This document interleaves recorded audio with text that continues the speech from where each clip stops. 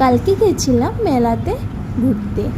আমাদের এখানে একটা ছোট্ট করে মেলা আসছে, তো ওর বাবা বলল চলো আজকে গিয়ে ঘুরে আসি, মামামকে ঘুরিয়ে নিয়ে আসি। তো তেমনি রেডি হয়ে চলে আসলাম। তো এসেই দেখলাম 10 টাকা টিকিট লাগবে মেলাতে ঢুকতে। তো টিকিট নিয়ে নিল। তো এখন দেখছিলাম এক এক করে দোকানগুলো, কী কী দোকান আসছে।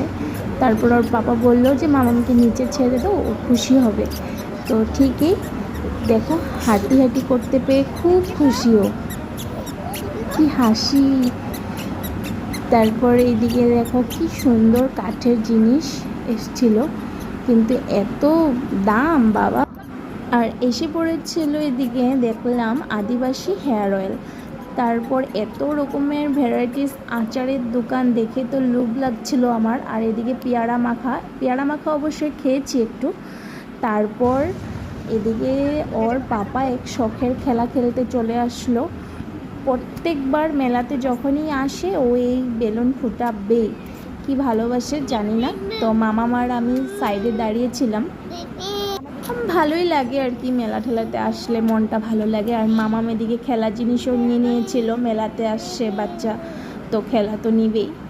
তারপর স্পেশাল কিছু চপের দোকান আসছিল, হিমসাগর, কাশ্মীরি, মোচার চপ। আমরা খেয়ে কিন্তু নতুন কিছু ট্রাই করলাম, এত টেস্টি ছিল। তারপর চলে গেছিলাম এদিকে, সবাই বলছিল যে জলপরি আসছে, তো জলপরিকে দেখতে চলে গেলাম। আবার 100 টাকা টিকিট লাগবে। এই তো টিকিট নিয়ে ঢুকে পড়লাম। এই জলপরি মাছ দেখার জন্য 100 টাকা এক্সট্রা করে লাগবে।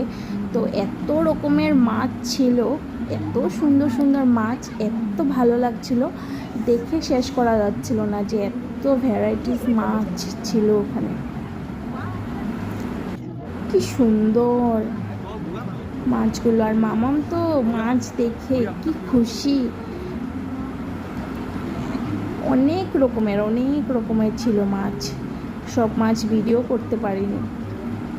তারপর সবচেয়ে আমার জমনি লাগছিল দেখতে, দেখো না, জলপরি বলে বলছিল, জলপরির অবস্থা তো দেখো, এই নাকি জলপরি। যাই হোক, এই তো মামাম আবার খেলছিল একটু। তারপর আইসক্রিম একটা নিয়ে চলে আসছি বাড়িতে। আর কত ঘুরবো বলো, গরম লেগে গেছিলো মামামের। তো চলে আসছি। ওকে ফ্রেন্ড, বাই।